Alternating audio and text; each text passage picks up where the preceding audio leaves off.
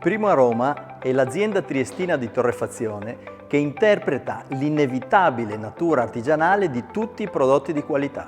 Dietro al caffè esiste un mondo molto complesso e variegato. Noi lo conosciamo da quando eravamo ragazzini e siamo convinti che la nostra prima ricchezza sia la grande esperienza accumulata sul campo.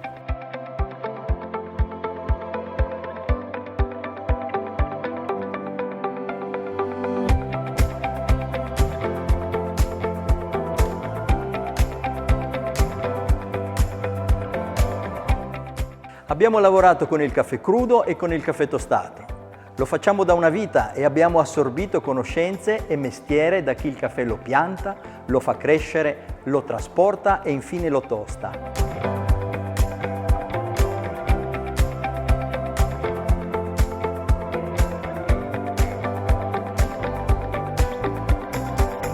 Noi di Primo Aroma ci consideriamo artigiani. Crediamo che nessun processo industriale potrà mai soddisfare pienamente le esigenze di un amante del caffè.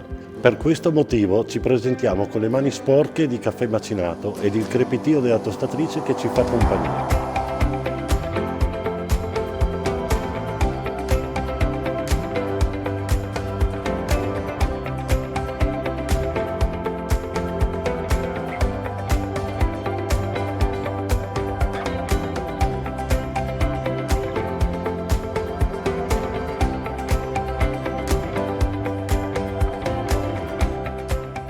Abbiamo un impegno concreto: dare piena soddisfazione a chi si fida della nostra esperienza e offrire un prodotto ricco e sempre uguale nel tempo.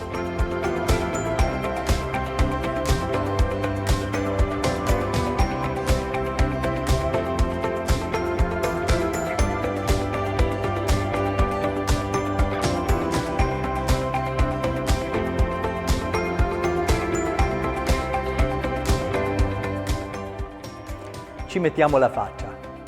A conferma di questo riportiamo le nostre fotografie e le nostre firme su tutte le confezioni del nostro Primo Aroma. Primo Aroma è il caffè per amore.